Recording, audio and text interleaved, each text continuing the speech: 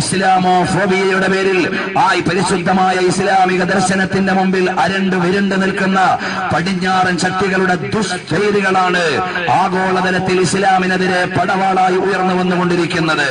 അതിന്റെ അവസാനത്തെ ഉദാഹരണമാണ് പ്രവാചകൻ സല്ലല്ലാഹു അലൈഹി വസല്ലം തങ്ങളെ മുസ്ലിം ലോകം അവരുടെ ഹൃദയത്തിലേക്ക് ഏറ്റെടുത്തിരിക്കുന്നു എന്നും പ്രവാചകൻ സല്ലല്ലാഹു അലൈഹി വസല്ലം തങ്ങളെ അവഹേളിക്കുകയും ആക്ഷേപിക്കുകയും ചെയ്താൽ ലോക മുസ്ലിങ്ങളെ മുഴുവനും ഇല്ലായ്മ ചെയ്യാൻ കഴിയുമെന്നും ചിന്തിച്ചതിന്റെ ഭാഗമായിട്ടാണ് അങ്ങ് ഡെൻമാർക്ക് മുതൽ തുടങ്ങി ഇങ്ങ് ശാസ്താംകോട്ട വരെയും ഒരുപാട് ആരോപണത്തിന്റെയും അപകടകരമായ ചിത്രീകരണത്തിന്റെയും പശ്ചാത്തലങ്ങൾ ഇസ്ലാമിന്റെ പ്രവാചകനെതിരെ രൂപം കൊണ്ടത് എന്ന് നാം മനസ്സിലാക്കേണ്ടിയിരിക്കുന്നു. കാരണം എന്താണെന്നറിയുമോ? പ്രവാചകൻ സല്ലല്ലാഹു അലൈഹി വസല്ലം തങ്ങളെ കുറിച്ച് പറയുമ്പോ അവിടുന്ന് കേവലമായ ഒരു പ്രാദേശികത്വത്തിന്റെയോ വർണ്ണവൈജാത്യത്തിന്റെയോ വർഗ വ്യതിയാനത്തിന്റെയോ നിറവ്യത്യാസത്തിന്റെയോ ജിയോഗ്രഫിക്കൽ അല്ലെങ്കിൽ സോഷ്യൽ ഡിസ്ക്രിമിനേഷന്റെയോ പശ്ചാത്തലത്തിലല്ല നബി സല്ലല്ലാഹു അലൈഹി വസല്ലം തങ്ങൾ വായിക്കപ്പെടുന്നത്.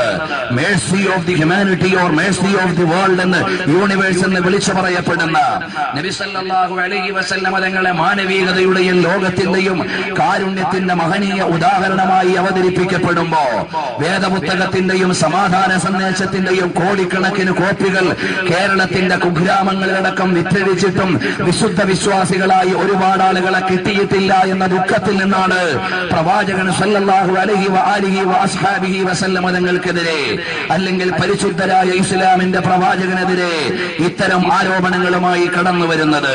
ഞാനെന്ന് ചോദിക്കട്ടെ, ഉസാമ ബിൻ ലാദന്റെ നീണ്ട ദാടിയും വലിപ്പമുള്ള തലപ്പാവും വെച്ചുകൊണ്ട് കോടിക്കണക്കിന് മീഡിയകൾ, ദൃശ്യമാധ്യമങ്ങളും വായനാ മാധ്യമങ്ങളും എല്ലാം ഒരുപാട് കാലമായി ഉറഞ്ഞു തുള്ളിക്കൊണ്ടിരിക്കുന്നു.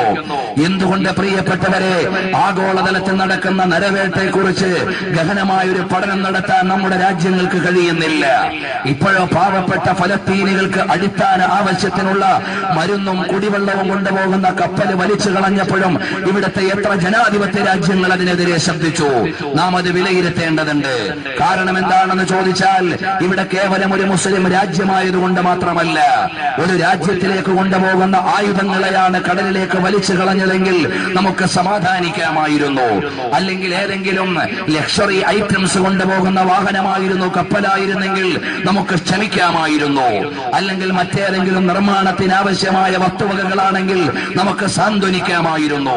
അതേ സമയത്ത് ഒരു നേരത്തെ ഭക്ഷണം കിട്ടാതെ മാനത്ത് പറന്നുകൊണ്ടിരിക്കുന്ന ഫ്ലൈറ്റിൽ നിന്ന് താഴേക്ക് വീഴുന്ന മിഠായി, കൊച്ചുമക്കള് പള്ളിക്കുടത്തിലേക്ക് പോകുന്ന ഓമന മക്കള് മാനത്ത് നിന്ന് ഫ്ലൈറ്റ് താഴെ പറന്നിട്ട് അവർക്ക് എറിഞ്ഞു കൊടുക്കുന്ന മിഠായി മധുരമാണെന്ന് വിചാരിച്ച് അത് വാങ്ങിയിട്ട് കടിച്ചു പൊട്ടിക്കുമ്പോ പൊട്ടിത്തെറിക്കുന്ന ബോംബുകളായ വിധത്തിൽ പിഞ്ചോമന കുഞ്ഞുങ്ങളെ പോലും കത്തിച്ച് ചാമ്പലാക്കി കളയുന്ന ആഗോള നരവേട്ടയ്ക്കെതിരെ ഏതെങ്കിലും ഒരു ജനാധിപത്യ രാജ്യത്തിനോ ഇവിടെയുള്ള ഐക്യരാഷ്ട്ര സഭകൾക്കോ ശക്തി കേന്ദ്രങ്ങൾക്കോ വേണ്ട വിധത്തിൽ ഒരു തീരുമാനമോ നടപടിയോ എടുക്കാൻ എന്തുകൊണ്ട് കഴിയുന്നില്ല എന്ന് നാം പഠിക്കേണ്ടതുണ്ട്. അതിന്റെ അവസാനത്തെ ഉദാഹരണമാണ് മരുന്നും വെള്ളവും കൊണ്ടുപോകുന്ന കപ്പല് താലേക്ക് വഴിച്ചു കളഞ്ഞിട്ട് ഒരു ജനവിഭാഗത്തെ നാലുപാട് നിന്നും വളഞ്ഞ് അവരെ നാലു ഭാഗത്തു നിന്നും ആയുധവേട്ട നടത്തി അവർക്ക് കുടിക്കാൻ വെള്ളമോ കഴിക്കാൻ ഭക്ഷണമോ കിടക്കാൻ ഇടമോ കൊടുക്കാതെ കൈയും കാലും ബന്ധിച്ചിട്ടിട്ട് വെടിയൊച്ചകൾ മാത്രം സമ്മാനിച്ചുകൊണ്ടിരിക്കുകയും ബോംബറുകൾ കൊണ്ട് പീഡിപ്പിച്ചുകൊണ്ടിരിക്കുകയും ചെയ്യുമ്പോ ഫലസ്തീൻ പോലെയുള്ള ഒരു രാജ്യത്തിന് വേണ്ടി കാര്യക്ഷമമായി പ്രവർത്തിക്കാൻ ഇവിടെ ഏത് ശക്തിക്ക് കഴിയുന്നു?